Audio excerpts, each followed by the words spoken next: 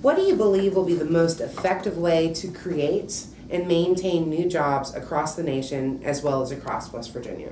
Tough economic times have happened before in the United States of America. I went back in history and looked at the different things and how we got ourselves out of it.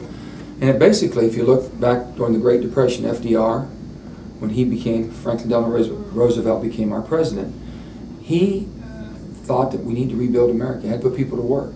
And we started the WPA, CCC camps. We're still enjoying an awful lot of the work that was done in the 30s after the Great Depression, when the economy was devastated. And then if you fast forward to President Eisenhower, so you have a Democrat during the Depression, a Republican after the Korean War, and basically the vision was we're going to rebuild we're going to build an interstate system that's going to connect America. And if you start looking at what these people did and how we jump-started our economies back then, you would have thought infrastructure is what we need to do, and we still need to. The difference of today's infrastructure is not just roads, water, sewer, bridges, the standards. Now you have broadband high speed, which is an infrastructure today as needed and as critical as roads and bridges have been in the past. With all that being said, I still believe that we need an emphasis on investing in the infrastructure that's needed to really jumpstart the economy, but to give us value to carry us forward and really grow our economy. So that is one area, and that's working with our infrastructure and rebuilding that, and we know it's worked because past history has proven that to be so. The next would be just confidence, and I'll give you a perfect example. When I was governor, I don't know if any of you all in the room, and I think you do remember that people didn't believe that we could ever fix workers' comp. We had tremendous challenges there. And so when I got elected in November of 2004, I went to Wall Street and sat down with all of the investment bankers and all the people that do the ratings and our credit rating. And I asked them, I said, what's our problem? What would you look at? And if you were going to give me an evaluation of the state of West Virginia, what would you tell me? And they said, the greatest obstacle you have for growth or job creation or retention is your workers' comp system is antiquated and too expensive, and people won't come here. They don't want to stay if they don't have to, and they won't invest. So I go back and I get everybody together, and I get Democrats and Republicans, and I said, we've got to fix it. And we did it in 5.5 days, and I don't think there was anyone in the state thought it would ever get fixed.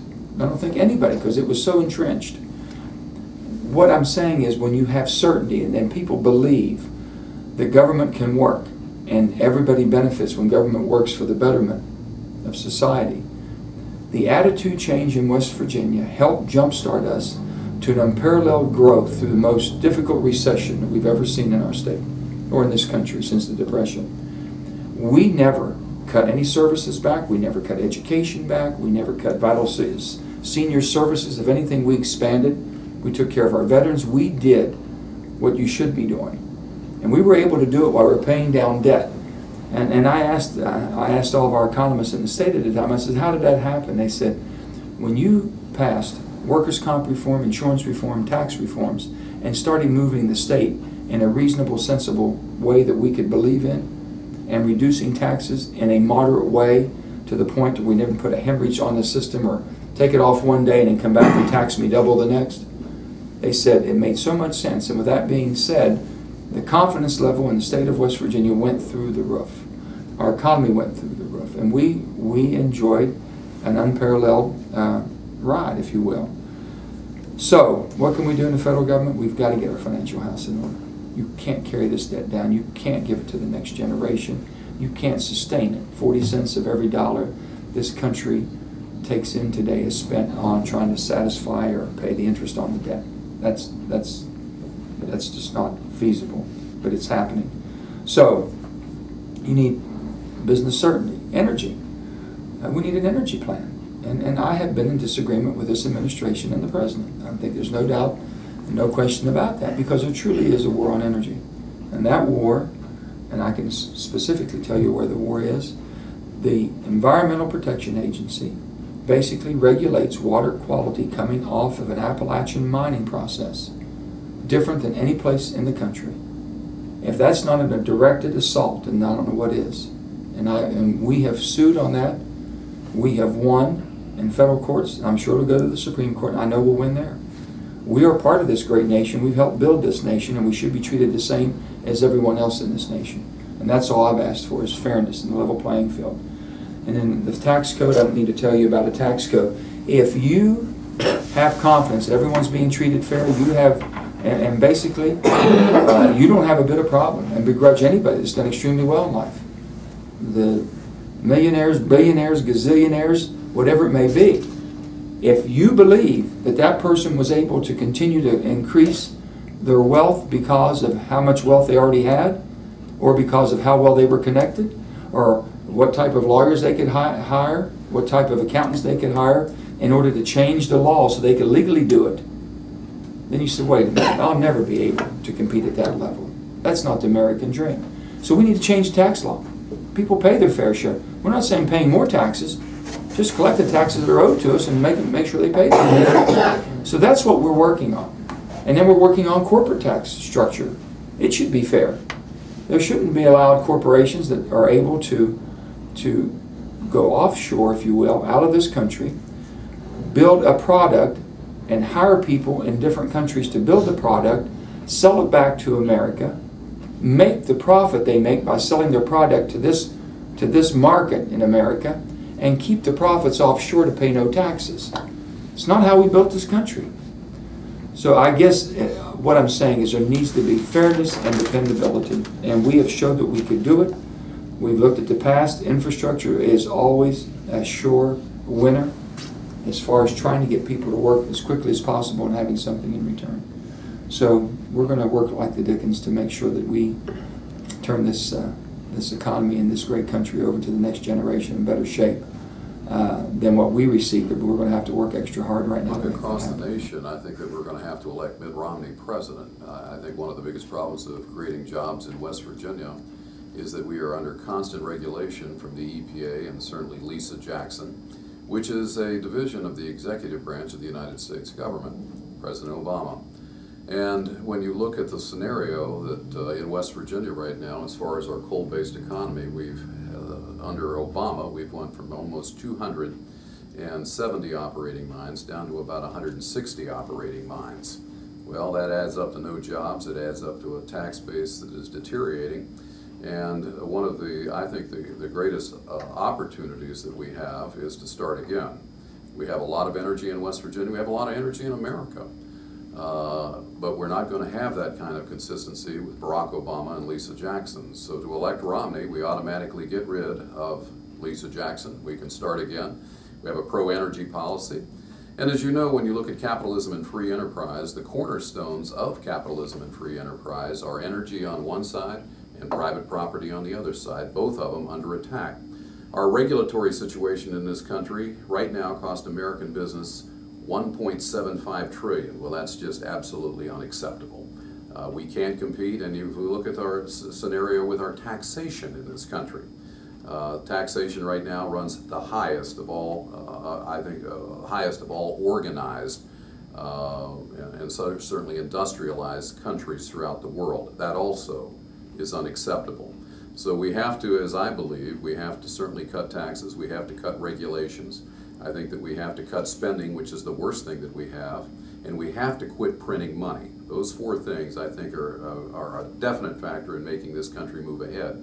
But when you look at our debt right now, which is strangling our economy, over $16 trillion, our debt now is larger than our gross domestic product in this country. That is unacceptable. That's when you start to look like Greece and you start to look like Spain. It is a stranglehold. You're going to see a massive amount of inflation that is coming our way. You're going to see tough credit that is already here. We have to start narrowing down and cutting down that debt. Within the last 20 years, we have suffered over 100% inflation. And to American business, there's nothing that's harder to rebound from, and there's nothing harder to look at than inflationary patterns, let's say, of the Jimmy Carter eras of the 70s.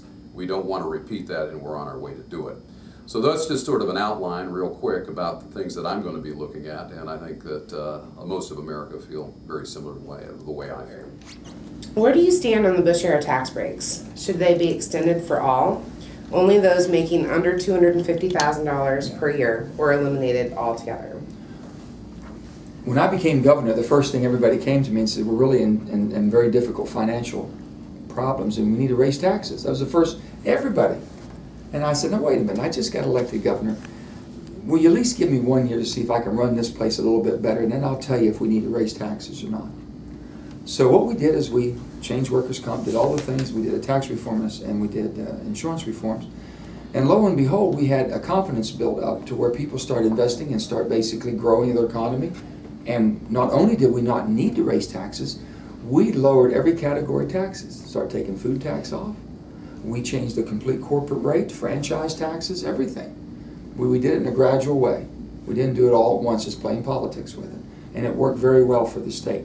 I took that same approach. I'm first getting elected. They're talking about this. Well, we're right in the middle of a stimulus. The money that just been invested in, all $800 billion or so. And then it came up, the discussion about what do you do with the Bush tax credits? Well, let's see if this program you just put in place is going to work. After 2011, I get elected, I go, we see it hasn't worked. You've got to have, and the facts are truly this, the revenue coming into the United States Treasury Department on an annual basis is 2.3 trillion. We're spending $3.5 trillion to 3.7 trillion. So we're a good trillion plus in adding to the debt. And if you look at the revenue, the GDP, which is a gross domestic product, tells you what the value of your economy is. Since World War II, we have never had this low of revenue based on the value of our economy at a little over 15%. On the other hand, we've never had this much expenses, 25%. So we're out of kilter, and our debt keeps growing further. You got to bring that together. And if you bring that together, that means you have to have more revenue. So as soon as you say, oh, we need more revenue, well, you're going to raise my taxes. Don't have to raise your taxes. What we have to do is collect all the taxes that's supposed to be collected. There can't be offsets, loopholes, credits, and the wealthiers, they're able to hire the so-called lawyers and accountants can get that type of a protection. So that's what I'm saying, is just basically having a fair system. If you just say the 250, I voted for the 250, and that basically protects 99% of West Virginians. But truly, that's not going to fix it. But that's the only vote I had in front of me to protest that basically there's too many brakes on the top end, and we need to have a system that works for everybody. So if you just go back and think that, well, if you vote for 250 and above everybody pays more, 250 and below you don't, you need to have a system that really works. That won't fix it by itself. So with that being said, I am totally committed to the bipartisan Bowles-Simpson plan. It's a three-pronged approach. I brought both of those gentlemen, Erskine Bowles and Alan Simpson, to Charleston, West Virginia for a fiscal summit. And that fiscal summit, they broke down exactly our challenges, where we are, and what we have to fix. And it can't be a Democrat or Republican. It's going to have to be an American solution, because one side is not going to be able to do it by themselves. So that three-pronged approach is you have to cut your expenses and spending. You have to have a fair revenue system. And then you have to look at reform and running this government more efficiently through the reforms that are needed. And you don't have to cut the core values of Social Security, Medicare, or Medicaid, but you got to run it more efficiently. And that's what it says. That's what I've supported and will continue to support. Well, I'm for extending the Bush tax cuts, and as you know, my worthy opponent, Mr. Manchin, did not feel that way, and he voted against extending the Bush tax cuts, which I find odd in a scenario that we have a recession going on, close to a depression going on in this country right now. You don't tax your way into prosperity. That was a line from Ronald Reagan. We need to have, and I think that it's been proven many times over throughout our history in this country, that Americans do a lot better with their money than the national or federal government does. I believe that tax cuts should be extended to all. I also believe that we need to redo our tax system in this country. I'm not currently in favor of our current tax structures, because I don't think it provides enough individual freedoms for our people in this country, and certainly doesn't provide enough individual freedoms for our corporations to manufacture and supply jobs in this country. I'm for somebody that is for a flat tax, a 10% one-time consumption tax right across the boards where if you make $1, you get to keep 90 cents of that dollar. That's something that I've been a proponent for quite some time. I believe very firmly that you have to have an equal playing field and all people have to participate. Currently today, I know my opponent likes to say everybody has to pay their worthy share. Well, right now, the top 10% of people in this country that are top 10% of the income of the people of this country pay 70% of the income tax of this country. So I think that we pay our fair share. I know that we pay our fair share. I'm somebody that certainly does. But we have to get this country moving again, and once again, it's not taxation, it's spending. Spending is the problem in this country. And when you tax people at a high rate like we have been, the only thing that you're doing is feeding the beast, and the beast is government. Considering that the United States government currently has a federal deficit in excess of $16 trillion, what measures do you support to immediately address this critical dilemma? In the Simpson Bowls, you've heard a lot of people talking about it. Simpson Bowls started as bipartisan deficit commission put in place by President Obama. The disappointment I have is that the president didn't accept that and make that his centerpiece and work towards that. And then, nor do we have any Republican leadership to do the same. But there's about 40 of us in the Senate, 20 Democrats and 20 Republicans, that believe very strongly that we have something that makes sense because it's a balanced approach to how we get our country back in shape financially. And that's what we're working towards. Think about this, $16 trillion. Now, and I've told people, if you want to blame, if you think that you can fix things by putting the blame on somebody else, there's plenty of blame. You want to blame the Republicans? George Bush had a balanced budget and a surplus when he took over in 2001 really. He took over in 2001. That turned into almost a $10 trillion deficit.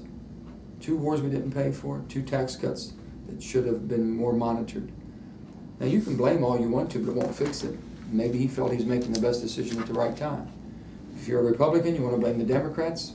Democrats come in, President Obama. We've accumulated $5+ more trillion in 4 years. So is anyone serious about fixing it? Well, if you want to play the blame game, I guarantee you won't, because both sides are guilty. If you want to say, okay, everybody's tried something, didn't work. We thought by reducing taxes, and we reduced them twice. We had 2 wars we didn't pay for. We thought that would really jumpstart the economy. That didn't happen. And then if you think by just putting more and more money in circulation, that'll fix it. That won't. You have to have value for it. So mine is truly about an approach that is fair, that's balanced, it's bipartisan, and it's Democrats and Republicans working for the betterment of our country. The other thing you have to think about how serious this is. We go $5 billion in debt every working day this government is doing business. So today, as we said here, we're going another $5 billion in debt that we will pass on to our children and grandchildren. That's not sustainable and not acceptable. Well, when you look at government spending today, it is totally out of hand, I think. It's both parties, it's not just one party. And we didn't run up that debt last night. I admit that President Obama has added almost $5 trillion to the debt, which is not really good. But on the other hand, that debt has been accumulating for quite some time. I think that we have to look at our priorities in this country, and I think that we have to look at a lot of deep cuts. And this is going to be something that I think that we have to cross the aisle for, and I think we have to have cooperation from the Democratic side and certainly the Republican side. But I'm a businessman, and I look at the things that I can do, and I look at goals that I can do, and I look at doable goals that I can do. And when I look at the scenario, I look at different cabinet positions that I think need to be eliminated. I think that the Department of Energy, for instance, needs to go. I think the Department of Education needs to go because of redundancy of all the states that have their own Department of Educations. Department of Education alone is an $80 billion item. We don't need it. It's a redundant situation. I think ever since the federal government came in to control a lot of our curriculums and certainly the school systems, I don't believe it has been a benefit to anybody in this country. Number 2, I think we have to take a hard look at foreign aid. Most recently, and I think everybody understands the trouble in the Middle East, and when you see the scenario of Libya, and you see the scenario of Egypt and Pakistan, and how they've, a lot of the Muslim fundamentalists over there, and certainly I would call terrorist, attacking our embassy, killing our ambassador, killing 3 other people over there. It was a definite Al-Qaeda move. It's been discussed. It's been certainly bantered around Washington. But you know, the other day we had a vote in the United States Senate, and that vote was 82-10. The vote was all brought forth by Rand Paul, our neighboring senator from Kentucky. And the vote was, do we want to continue foreign aid to these 3 countries? Well, that foreign aid totals over $4 billion. Well, Mr. Raese's answer to that is no, we shouldn't. Mr. Manchin's answer to that was yes, we should, because he was one of the 82 senators that voted for aid to those 3 countries. Now, when you have people like this in charge and control, you can understand how we've run up this debt. It's inconceivable to me that this is the type of foreign aid that we have in this country. But you not only look at foreign aid, you can look at a lot of the different departments and how we run our country. And I'm somebody who believes in a balanced budget amendment that has teeth in it. And there have been a lot of balanced budget amendments out there, but the real true one is the one that really does balance the budget and has let's say an annual or a yearly rate of when that balanced budget can be achieved. That's something that I believe in, and I say until we have a balanced budget amendment, we're not going to achieve a lot of the goals that I think that are necessary in this country to wipe that debt out. The last thing that I believe in, and I think very firmly can help wipe that debt, is what is called term limits for politicians. I think the biggest problem that we have in Washington is that we have career politicians. Career politicians look after their own careers rather than the careers of us, we the citizens. And as Milton Friedman, who was a great economist, one time said, until we get term limits in the United States Congress, we're going to have a lot of issues like we have right now. And it is runaway spending. Spending still is the problem.